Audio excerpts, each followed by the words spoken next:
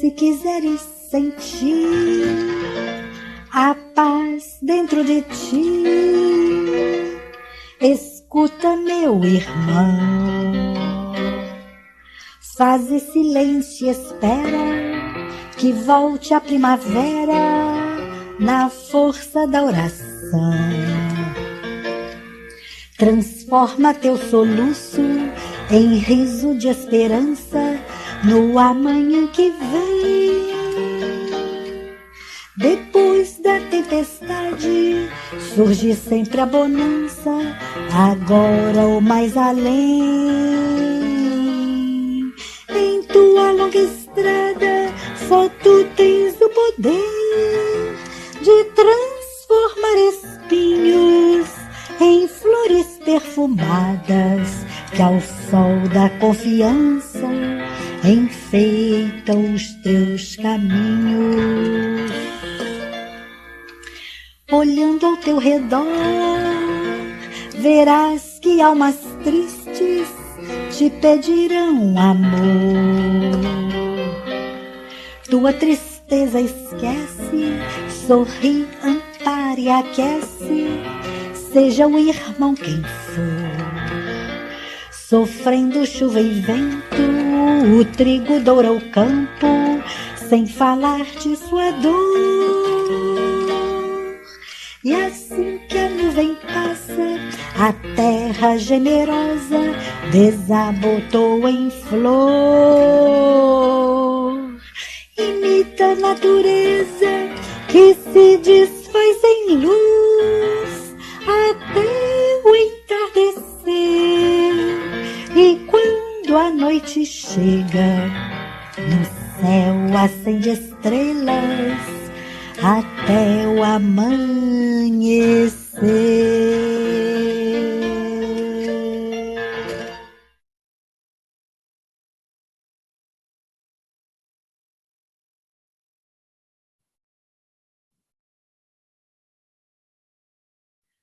Uma boa noite a todos os nossos internautas, a todos vocês que nos acompanham as nossas reuniões virtuais que acontecem todas as segundas, às 19 horas. O nosso muito boa noite, o nosso muito obrigada pela fidelidade, pelo interesse. E aqui estamos, mais uma vez, nessa noite especial, em que nós vamos fazer algo um pouquinho diferente, né? Porque até agora nós temos alternado palestras cujos temas estejam ou no Livro dos Espíritos ou no Evangelho. Hoje, em função do mês especial que nós temos, todos sabemos que o mês de setembro é o mês de aniversário do Lar de Teresa, então o nosso tema é a Casa Espírita, e mais especificamente o Lar de Teresa, na comemoração dos seus 70 anos. E o nosso convidado de hoje é o nosso presidente atual, Cláudio Pereira Pinto, a quem passamos a palavra para as saudações iniciais. Cláudio. Olá, Fátima, caros amigos do Lar de Teresa, uma satisfação este reencontro nessas palestras que temos realizados através desse canal do YouTube.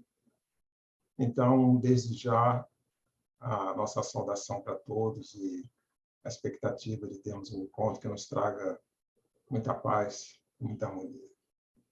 Que assim seja. Que assim seja. Então, nós vamos dar início à nossa reunião com a nossa página de abertura e depois a nossa prece. Então, vamos à leitura da nossa página, cujo título, Reflexões sobre o Tempo, e essa página foi retirada do Evangelho em Prosa e Verso, que é um livro da editora do Lar de Teresa. Estimados irmãos e irmãs em Jesus do nosso lar, escolhemos esta pequena mensagem de Samir Dayan, dentre tantas outras que compõem o livro Evangelho em Prosa e Verso, e destacamos a indagação dele como reflexão para todos nós. Em que transformaste o tempo que recebeste como uma preciosa dádiva? Pergunta o Espírito amigo. Por certo, para aqueles que sonharam a casa e que a construíram com trabalho e renúncia no plano material, o tempo foi transformado em bênção e amparo para os que depois vieram. Para nós, os herdeiros das tarefas iniciadas em 1951 e que aportamos à casa estruturada em bases sólidas, a pergunta continua viva. Como transformamos o nosso tempo?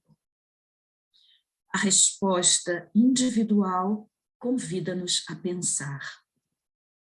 As dádivas, como o tempo, foram e são múltiplas. A orientação dos benfeitores, as mãos encarnadas que se unem no trabalho, afagadas por mãos invisíveis. Comemorar os anos passados de olhos atentos no futuro. O que construiremos no tempo que nos foi concedido? Muita paz. Então, assim, vamos iniciar, vamos fazer a nossa prece, pedindo a Deus e aos benfeitores espirituais que nos assistam, desde já agradecendo a oportunidade, Senhor, que nos dás de refletirmos sobre o Teu Evangelho, sobre os Teus ensinamentos, e junto com eles, Senhor, buscarmos as respostas, o que temos feito com aquilo que nos deixastes, o que temos feito com o tempo. Estamos recebendo o tempo como uma dádiva para o nosso melhoramento. Abençoa-nos, Senhor, e pedimos que Cláudio possa ser envolvido nessas vibrações de amor que todos nós jorramos para ele. Que assim possa ser, graças a Deus. Cláudio. Graças a Deus. Obrigado, Fátima. Então, vamos dar início à nossa reflexão. Primeiramente, cumpre-nos nesta data tão significativa para nós que pertencemos à comunidade do Lar de Teresa, transmitir a nossa saudação, os nossos parabéns, pelas realizações que foram consolidadas nesses 70 anos de existência. No próximo dia 22 de setembro, precisamente, o Lar de Teresa comemora o seu aniversário de fundação.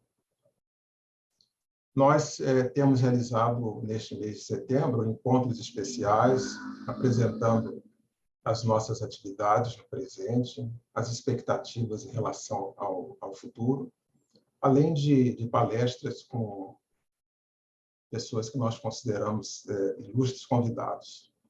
Esses encontros podem ser acompanhados, porque são transmissões que nós estamos fazendo nos domingos pela manhã, a partir das 10 horas. Então, a nossa saudação é para todos os colaboradores, para todos os funcionários, os voluntários da casa, os dirigentes e também os frequentadores. A todas as almas que são simpáticas ao Lar de Teresa, que nos dão sustentação, que têm acompanhado a trajetória desta instituição. Um abraço especial para a Brunilde Mendes do Espírito Santo, fundadora do Lar de Teresa, que merece de nós um apreço muito especial e que está junto de nós comemorando esse aniversário da casa. E também uma lembrança especial por todos aqueles que já deixaram as suas marcas no Lar de Teresa e que hoje já estão na espiritualidade, mas que certamente nos acompanham. Nós sabemos que muitos deles permanecem atuando juntamente conosco, né? Trazendo da sua intuição, a sua sustentação vibratória para que nós prossigamos na realização dos ideais que foram lançados quando esta casa foi fundada. Nossa gratidão e nossos parabéns, portanto, a nossa saudação para todos. Nós vamos usar esta questão da mensagem que foi lida no início do encontro como o fio condutor das reflexões desta noite. Então, de que maneira, né, estamos transformando o tempo a nosso favor, não apenas para nós, individualidades, mas como coletividade, como seres que trabalhamos em conjunto dentro deste ideal. E para fundamentar nossa exposição, nós vamos recorrer a uma mensagem do Espírito Emmanuel, que está no livro que tem o seu nome, Emmanuel. Esse livro foi lançado no ano de 1938 pela Federação Espírita Brasileira. E no capítulo 31, Emmanuel nos fala sobre os espíritos da Terra e nos faz a seguinte afirmativa. Nós vamos ler um trechinho dessa mensagem. Está cheio o vosso mundo de espíritos atrasados em sua evolução, encarnados e desencarnados, em cujas mentes ainda não se fixaram nitidamente as noções do dever em todos os seus prismas. Admirai-vos, às vezes, os que vos acolheis sob a bandeira da paz, da consoladora doutrina dos espíritos, da incompreensão que lavra no mundo e na teimosia de muitas consciências rebeldes à luz e refratárias à verdade. A Terra está cheia de dores, oriundas dos abusos levados a efeito por elevado número dos seus habitantes, que, aliás, constituem considerável maioria. Mais adiante, nesta mesma mensagem, Emmanuel chama a atenção de que a Terra ela está povoada em quase todas as latitudes dos seres espirituais, quer dizer, dos espíritos, que se desenvolveram nela própria. Quer dizer, nós somos filhos da Terra, em grande maioria. Não somos, em grande maioria, espíritos vindos de outros planetas, notadamente os mais evoluídos. Então, a grande maioria de nós somos filhos da Terra, ou seja, a nossa história evolutiva, tanto física quanto espiritual, está ligada ao processo evolutivo desta Terra que nos acolhe, que é a nossa morada. Diz ainda o Emmanuel, pequena percentagem de pessoas, de homens, mulheres, é constituída de elementos espirituais de outros orbes, de outros planetas, mais elevados que o vosso. Daí, afirma Emmanuel, a enorme diferença de avanço moral entre os seres humanos e os abnegados apóstolos da luz, que, em todos os tempos, tentaram ou tentam clarear-lhes as estradas do progresso. Então, estes apóstolos, estes seres mais esclarecidos, sempre estão entre nós. Eles encarnam em trabalho, via de regra, missionário, para realizar uma tarefa que promove de forma mais acentuada os elementos que vão constituindo um progresso da humanidade, em todos os campos do conhecimento, na arte, na ciência, na filosofia, nas estruturas religiosas. E esses seres são identificados assim facilmente porque eles são notórios pelo saber, pela sua devoção ao trabalho, à pesquisa, à arte que eles realizam, ao seu relativo desprendimento em relação as coisas materiais, a sua força moral diante das adversidades, o seu apreço pelas coisas públicas, e quer dizer, pelas grandes massas, porque os seus trabalhos eles têm um caráter universal para beneficiar a todos e não a um grupo reduzido. Nós temos, quando nós analisamos, né, os vultos da nossa história, nós vamos identificando pessoas que têm esse quilate. Mas ainda, neste próprio capítulo 31, Emmanuel comenta que, de quando em vez, grandes conjuntos de almas evoluídas, mais esclarecidas, combinam entre si uma vinda coletiva ao nosso planeta. E ativamente abrem novas portas à arte, à ciência, à virtude e à inteligência da humanidade. Nos afirmam muitas revelações dos Espíritos que nós estamos entrando, ou já teríamos entrado numa era com essas características. E este século que nós estamos atravessando, o século XXI, ele vai ser reconhecido por essas transformações. Grande quantidade de espíritos que vão imprimir essas transformações. E isso vai ser um convite para que nós, consciências mais atrasadas,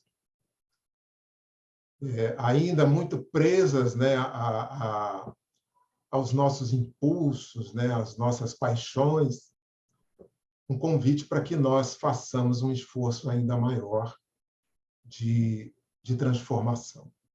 Então, dando ao nosso tempo aqui na Terra uma maior utilidade, porque esta é a missão que eles realizam, até que a Terra efetivamente dê um salto qualitativo na sua evolução espiritual. Então, que juízo nós podemos fazer acerca da consciência coletiva da humanidade? Nós compreendemos que esta mensagem de Emmanuel, que já fez mais de 80 anos, né, são 83 anos desde que ela foi divulgada, ela permanece atual. Não houve grandes transformações no aspecto moral da humanidade. Nós estamos assistindo, sim, a grandes transformações, mas ela parece-nos assim perfeitamente atual. Ela se encaixa numa análise que a gente pode fazer desse estado geral das coisas que nós estamos vivendo, né? Todos nós juntos neste momento. Então, certamente que a grande maioria de nós ainda não assimilou certos princípios e conceitos universais, tais como a vida, a espiritualidade, a religião, não a religião no seu sentido das estruturas, né, das religiões, de modo geral, mas a religião no sentido de ligação com aquilo que é transcendente, né, com o nosso Criador. Porque estes conceitos eles estão presentes na nossa essência espiritual, mas são ignorados ou não devidamente compreendidos.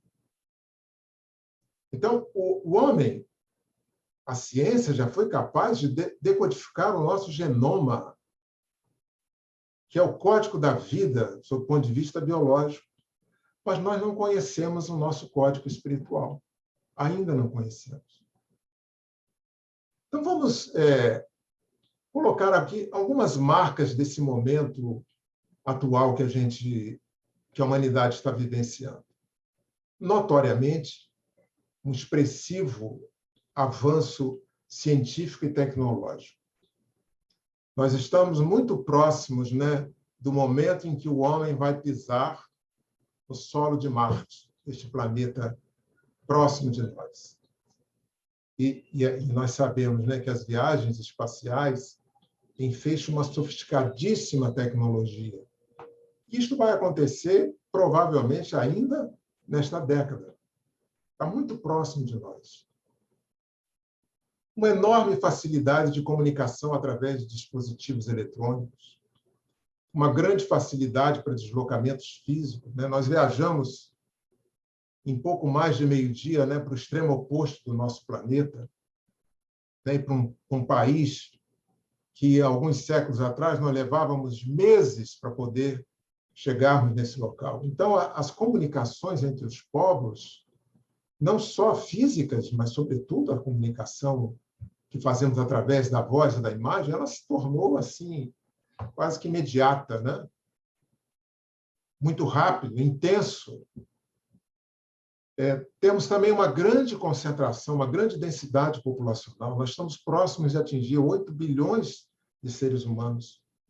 Em meados do século XIX, quando a doutrina espírita veio ao lume, éramos pouco mais de 1 bilhão. Então, a quantidade de pessoas que hoje ocupam os espaços físicos da Terra aumentou muito, trazendo enormes desafios para que se possa viver com equilíbrio, não só entre as pessoas, mas em equilíbrio com o próprio planeta, que está reclamando, né?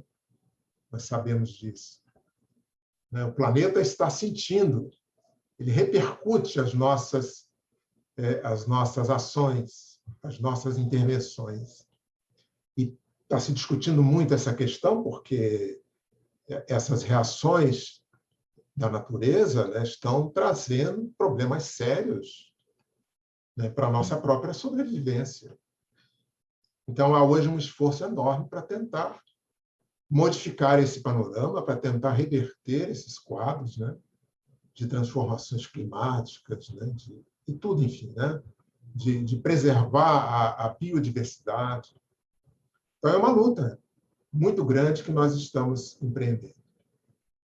Mas existe também uma enorme diversidade de funções, de ocupações, que abriu tremendamente o leque de possibilidades do homem realizar trabalhos. Trabalhar profissionalmente ou simplesmente se ocupar para realizar, né, alguma coisa útil. Porém, a par de todo esse progresso físico, material, intelectual, nós ainda temos pobreza e miséria, que atinge cerca de 1/3 da população mundial. 1/3. É um contingente notável. Tem muita desigualdade, não só material, né, como de conhecimento. Nós ainda encontramos comunidades que estão precariamente vivendo, né, que não têm os recursos que hoje, né, para nós é uma coisa tão comum no dia a dia, e essas pessoas não têm oportunidade para estudar, muitas vezes não têm acesso nem à água para poder fazer a sua própria higiene, para se alimentar. A maior dificuldade para ter, né, não tem as facilidades, né? A gente chega no nosso banheiro ou na cozinha, a gente abre a torneira, nós temos água abundante, temos energia elétrica e vários outros recursos da modernidade que facilitam a nossa vida, mas muitas comunidades são desprovidas desses recursos. E o mais grave, ainda há conflitos sociais, étnicos, raciais, ideológicos, e, por força disso, preconceitos, violência. Dias atrás, nós líamos uma coluna de uma muito conhecida cronista, né, falando sobre a situação da mulher na atualidade. Isto veio a propósito dos problemas que estão acontecendo num país distante, está passando por uma convulsão social, né, como as mulheres são violentadas, né, elas sofrem violência moral, física, né? Muitas são impedidas de estudar, querem ter conhecimento, e não podem, não têm esse direito. Então, assombrados, né, com essas situações, essa cronista falando sobre a situação da mulher no mundo e no Brasil, onde também existe violência, nós sabemos disso. Feminicídios acontecem, quantas opressões morais, né? E aí nós fazemos um breve parênteses pensando assim, meu Deus, nós estamos numa casa que é majoritariamente frequentada por mulheres. foi fundada por uma mulher. E por tantos anos, né, quantas mulheres estão presentes, né? As nossas próprias mentoras espirituais, né, são espíritos, né, com aquele traço, né, com aquele perfil feminino, que é a Clélia, Teresa, Sheila, para citar os nomes, né, desses benfeitores mais conhecidos, e que estão sempre conosco, transmitindo as suas mensagens encorajadoras, né, consoladoras. Então, a força da mulher que, na nossa casa, felizmente, né, prevalece. Felizmente, né, falamos isso com muita certeza, com muita convicção, com muita satisfação. Existe hoje também muitos conflitos existenciais. É o conflito do homem consigo mesmo, né? O homem aqui coletivo, né? Homem e mulher. São os traumas, os transtornos psíquicos, né? As depressões, as arremetidas, né, de suicídio. Nós estamos aqui nesse mês de setembro, né? É o mês em que a gente procura valorizar a vida, né, para que as pessoas preservem a sua vida, não obstante todos os seus dramas. São as doenças da alma. E por essa condição espiritual que a humanidade ainda apresenta, traços muito fortes, né, de relativa inferioridade espiritual, nós consideramos que a Casa Espírita tem um importantíssimo trabalho para realizar na sociedade, para auxiliar as almas mais sofridas, que é a maioria de nós, sem dúvida alguma. Então, nessa trajetória de tantos anos, aqui de nossa casa em particular, né, estamos completando 70 anos, como é que a Casa Espírita, como é que a nossa casa pode se manter fiel àqueles princípios dos seus ideais, né, aquelas coisas básicas, doutrinárias, e os princípios da própria doutrina dos espíritos, né, e acompanhar as transformações do tempo? Como se adequar a esse tempo novo que nós estamos vivendo, tão célere, né, de transformações? Às vezes nós ficamos tontos, né, com os acontecimentos que a cada dia vão se passando, né? Como atender às demandas e às necessidades dessa sociedade? Este é um grande desafio, sem dúvida alguma. Nós não podemos ficar ultrapassados, envelhecidos. Nós precisamos manter, né, a nossa jovialidade para acompanhar e nos identificarmos neste auxílio que nós entendemos que é muito valioso. Então, é aprender a usar uma vestimenta atual, na nossa linguagem, no nosso proceder, mas sem perder as nossas identidades, né, verdadeiras, que todos nós temos, né? Isso é altamente desafiador. Então, nós nos lembramos, nesse momento, que o próprio Jesus foi um ser, né, muito especial, todos sabemos, né? E ele, no seu tempo, ele conviveu principalmente naquele curto período, né, de 3 anos que marcou o seu trabalho, né, assim, de revelação, né, de doutrina, que foi, então, consubstanciada. Naquele tempo, ele conviveu com todos os tipos de pessoas da sociedade daquele tempo, com judeus, com romanos, doutores da lei, autoridades diversas, religiosas, não, políticas e religiosas, gente simples, doentes de toda espécie, enjeitados sociais, pessoas que eram discriminados,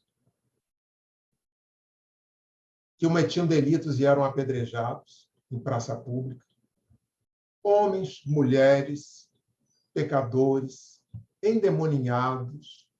Jesus conviveu com todos eles. Estava com eles, conversava assim, como quem, né, na sua casa recebe uma pessoa desconhecida, mas amigavelmente para trocar ideias. Ele era assim. No entanto, ele não se corrompeu. Ao contrário, né?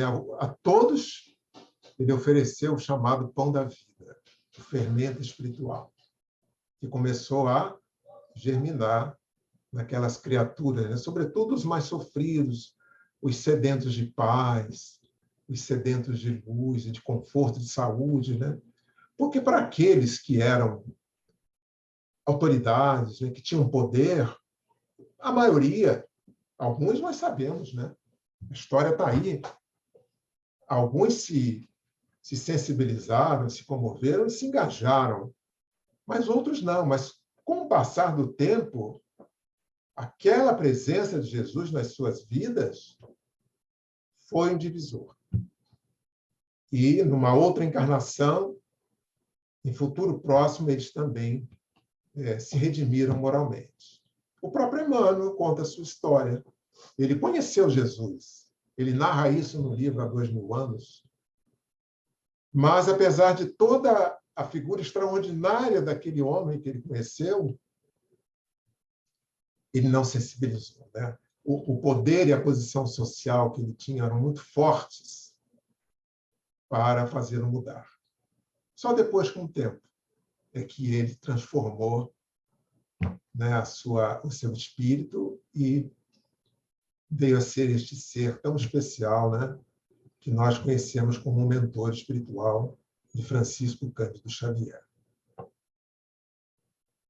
Bom, nós estamos absolutamente convencidos de que a mensagem de Jesus ela permanece atual, porque os doentes da alma ainda permanecem. Nós somos muito parecidos com os doentes daquele tempo, né, de 2000 anos atrás. Nós temos carências de todos os tipos. Então, tudo isso é resultante de quê? Da nossa atrofia moral. Nós hoje temos um arcabouço biológico, que é o Homo sapiens, muito desenvolvido. Nós temos um cérebro que nos dá assim uma possibilidade de um desenvolvimento intelectual. Nós nos destacamos, né, entre os seres vivos da Terra, mas, moralmente, ainda temos muitas carências. E aí, o quadro exatamente que Emmanuel apresenta na sua mensagem, que lemos há pouco, né, em pequenos trechos, né? Então, uma das maiores responsabilidades que a Casa Espírita tem é oferecer aquela água cristalina, né, que representa a mensagem de Jesus. Não deixar que esta água seja contaminada pelos nossos caprichos, pelas nossas vaidades. Então, a Casa Espírita ela não pertence a esta ou aquela personalidade. Não pode. Ela tem que pertencer a todos. Então, nós temos que lutar primeiro para evitar, né, esse contágio das nossas limitações morais, das nossas preferências, dos nossos desejos escusos, né? Enquanto nós estivermos fiéis a esses princípios, nós estaremos merecendo a assistência dos espíritos benfeitores da casa, porque sem eles nós não conseguiríamos realizar esse trabalho que hoje nós fazemos. Então, de que maneira a Casa Espírita nos auxilia? De muitas e variadas formas. Isso nós costumamos muito dizer nas nossas palestras, né? Um pouco até repetitivo, mas nós entendemos que o conjunto de oportunidades que a Casa nos oferece, a Casa Espírita, né, fiel aos seus princípios, aos princípios da doutrina, ela nos oferece a possibilidade da expansão das nossas consciências. É isso que vai nos tornar mais maduros, mais resilientes, mais fortes e mais felizes. Então, nós temos a oportunidade de exercer a fraternidade no relacionamento interpessoal com as pessoas, né? Na assistência não só social, mas espiritual. É o exercício puro da caridade. Essa palavra, ela pode parecer para alguns assim meio piegas, meio antiga, ultrapassada, mas nós não encontramos palavra mais atual do que essa. Ela permanece absolutamente verdadeira e atual. Então, nós temos a oportunidade de estudar, constituímos grupos de estudo, que nos traz provocações mentais, intelectuais, ouvimos os argumentos dos nossos colegas e companheiros, estudamos as mensagens dos espíritos, e isto vai abrindo, né, o nosso saber e do progresso intelectual, conforme nos afirmam os espíritos, muito categoricamente. Desse progresso decorre o progresso moral, que nós começamos a empreender as necessárias transformações. A gente vai sentindo, né, um desconforto íntimo e vamos que sendo impulsionados, né, para fazer essa transformação. Então, a doutrina espírita ela nos traz, o que ela nos apresenta de modo diferente, de diferencial? Ela nos traz um conjunto de revelações sobre a vida espiritual, sobre o mundo dos espíritos, onde essas inteligências, né, espirituais habitam, as suas leis e as suas relações com o nosso mundo. Esse é onde nós estamos, né, o mundo chamado mundo físico. Então, nós temos a oportunidade também, por força disso, de favorecer os ambientes onde nós vivemos e atuamos, de melhorar a psicosfera desses ambientes, na família, no lar, no ambiente de trabalho, na própria casa. Então, é por esta razão que as casas bem assistidas, elas têm uma vibração própria que magnetiza, que sensibiliza a gente, porque é o somatório de todos nós, das nossas vibrações, né?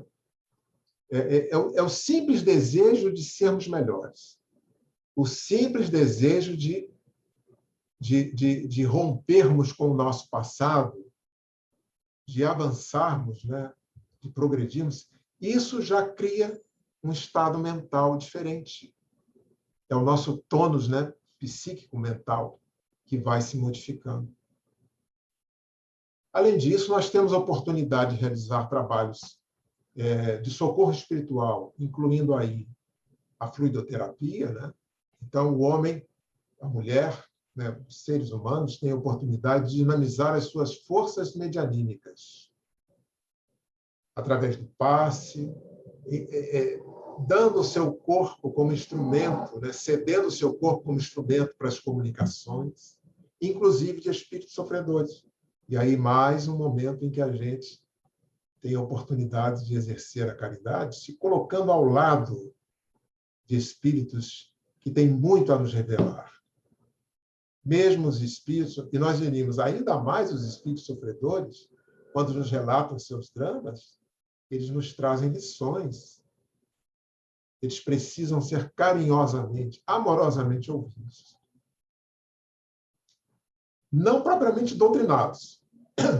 Temos dito isso. A função primordial, né, de um esclarecedor, de um participante de uma reunião, não é convencer um espírito sofredor, né, sobre as verdades que os espíritos, né, nos revelam. Não se trata disso. Nós temos que oferecer o ombro.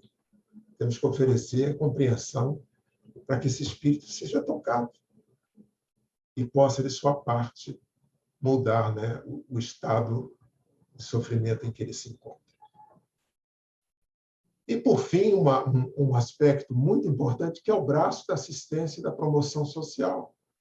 São oportunidades que nós criamos junto às comunidades mais carentes, que existem próximas, né? Todos os núcleos urbanos, sobretudo os grandes núcleos, estão cheias de comunidades carentes, que sofrem carência de toda espécie, né? Física, moral, falta alimento, né? Falta uma casa digna. Então, esse trabalho para levar, para formar pessoas, para ajudá-los a ter algum conhecimento que vai dar condições para que eles possam se posicionar no mercado de trabalho e ajudar na reestruturação da sua família. E hoje nós entramos na chamada era do conhecimento.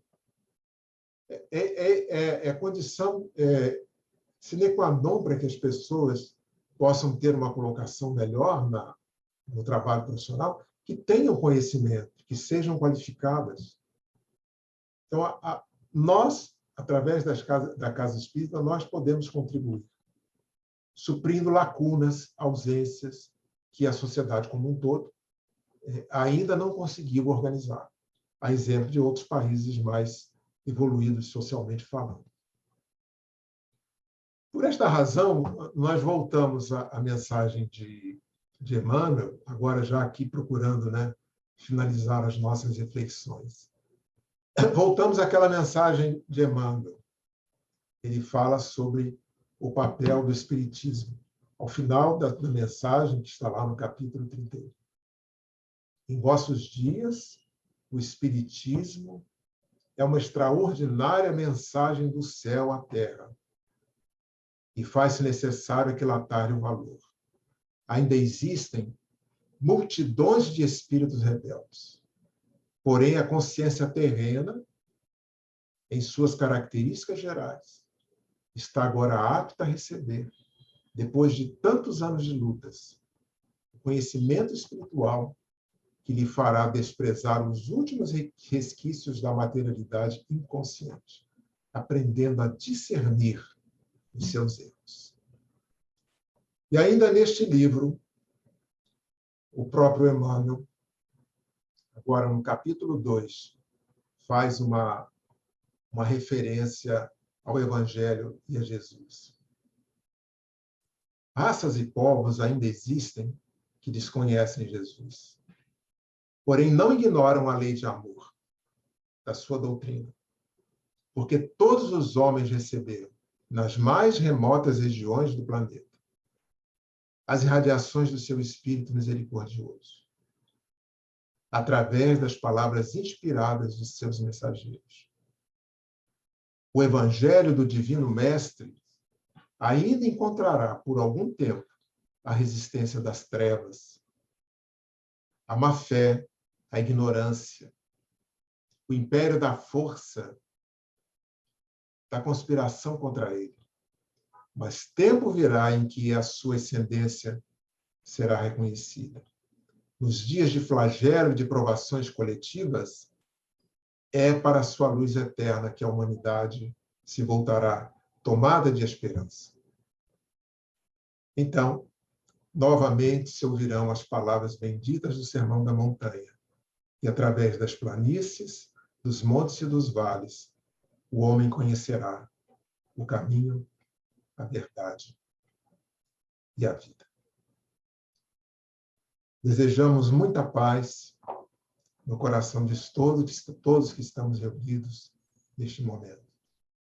Desejamos muita paz a todos os colaboradores, frequentadores, todos que cooperam neste trabalho do Lar Teresa, que merece os nossos parabéns, de forma assim muito efusiva, por tudo que foi realizado.